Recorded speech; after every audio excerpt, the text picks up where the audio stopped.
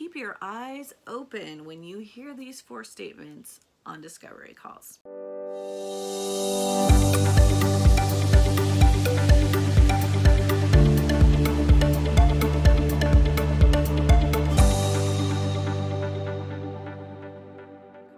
Hi, my name is Christa Nichols, and I'm a sales copywriter and copywriting coach. I help freelance copywriters build businesses that bring them the financial and time freedom in order for them to live their dream lifestyles. Now, there's something that we talk about quite a lot with my students, and that is how do you identify who's going to be a good fit client for you and who's not. These are just things that I've seen as warning signs in my business and in the businesses of my students. And I want you to know it's important to go in with your eyes open because there might be unspoken expectations going on behind the scenes. Now, before we dive into these warning sign statements, I want you to know I'm not saying one way or another whether someone who makes one of these statements is a bad client or a good client. I'm just saying a statement like this might indicate they might not be a good fit for you, whereas they might be a great fit for another freelance copywriter. As we dive into these warning sign statements, what I want to help you avoid is working with a client that's not a good fit for you. Now, we've all had that experience. Working with a bad fit client is a drain on your time and your energy and your emotions. When you take on projects that you know at the start aren't going to be a great fit, you almost always live to regret it. So I want to save you from that. So it's my goal to help you identify who is going to be a great fit client for you. And these 4 statements might indicate a red flag. So let's jump in and talk about statement number 1. Statement number 1 is a time statement. So let's say you've been chatting with the client, they've explained the scope of the project, and then they say, how soon can you have it done? Now, that's not that big of a deal. A lot of times they just want an idea of what your timeline looks like. But if you give them a basic idea, I operate under a 14-day turnaround, I operate under a 30-day turnaround, and they give pushback like, well, I need it done by Tuesday, or they say, oh yeah, can we get it done any sooner than that? That's a potential red flag statement. Sometimes clients don't understand how much time research takes. That's a big part of what we do, a big part of how we get our results. Research is important. Sometimes our clients come to us a little bit late in the game. And to that, I say, that sounds like a you problem, not a me problem. No, I never actually say that on a call. I get it. However, if they don't want to accept your time frame and they keep pushing back on it, just know, if you take on this project, it's probably going to be a more high pressure project for you. It's going to suck time and energy out of other client projects that were already scheduled out. It's going to suck time and energy out of your personal time with your family and your loved ones. It's probably going to suck time and energy out of your sleeping time. So just go in with your eyes open, price accordingly, keep your eyes open. If there's a lot of pushback over your time frame, that might indicate a really high pressure situation that you might want to avoid. The next 3 statements have to do with money. And money is always a trigger point for clients. And it is for us too. Like, we do what we do to serve others, but we also do it to generate an income. Like, this pays our bills, right? This is what provides us the ability to work from anywhere, anytime, for anyone around the world. And that deserves to get compensated. So when the money question comes up, there's a couple different things that a prospect might say that could indicate a red flag. And the first one is, well, can I just pay you out of the profits of the campaign? That is not acceptable. Your work is worth compensation.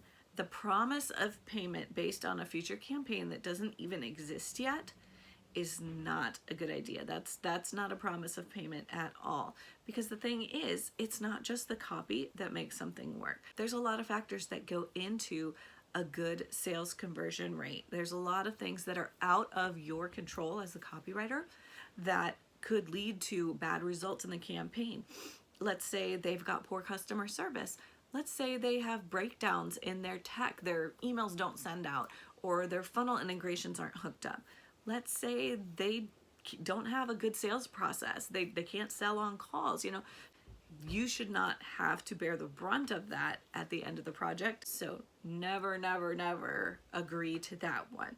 There's also a little variation of this one where they say, let's do this project for this really much lower rate than what you just quoted me, because there's plenty more work where that comes from. Now, this is pretty much the same principle. Don't ever accept work based on the promise of future work. Don't ever accept work based on the promise of future profits. That's no promise at all, because nothing is guaranteed. Your work deserves to be compensated, and it deserves to be compensated now. Big red flag, walk away, just say no. The third red flag statement, where you're going to want to keep your eyes open if you walk into this, is, can you do it for any cheaper? Now, sometimes this is a completely innocent question.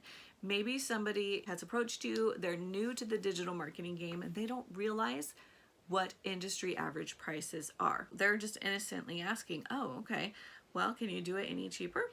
When it's an innocent question and I can tell that they just didn't have a frame of reference for what my services cost, I'll do a couple different things. I will say, well, let's take a look at what you say you want and see what we can create within that based on your budget. A lot of times that gets really seen favorably. It's a win for both of you. They get started working with you. They love you and your work. They get used to the idea of high ticket copy prices, and you end up working together for years and years and years. There's another side of this coin though. Someone who comes in just trying to get more for less. They might say something like, well, the last copywriter I talked to said they could do it for $500 less. Would you be willing to negotiate that? That tells me that this person will never respect my prices. They're always going to try to negotiate it. I'm always going to have to wrestle with the panic or guilt of feeling like, gosh, if I don't lower my rates, I'm not going to land this client. And you know what? I don't need that emotional turmoil. A lot of times when I get this kind of pushback, I'll say, no, I can't. I'm sorry. These are my rates, and I don't negotiate on them because I know what kind of results I can get. The client will either accept or not accept, and I'm okay with that. I know the stress and regret that I will end up feeling if I take on a project for less than it's worth and end up taking time away from other well-paying projects, time away from my family, time away from my personal time to do something that I don't feel appreciated or valued for. It's just not worth it. Your rates are your rates. It's not personal. You don't have to make them feel better about what you charge. And you don't have to carry the emotional weight of making someone accept your rates. Just let it go. You don't walk into a dentist's office, say that you need a tooth cleaning, and then say, but can you do it for $40 instead of $60? Because the other dentist down the street said they would do it for $40. They're gonna laugh you right out of the office and say, that is just fine. You go down the street to Dr. Smith and enjoy your tooth cleaning. Their rates are their rates. They don't negotiate, and neither do you. The final statement that you're going to want to stay alert and keep your eyes open on if you hear this come out of a prospect's mouth is, how soon can I expect to make $1 million?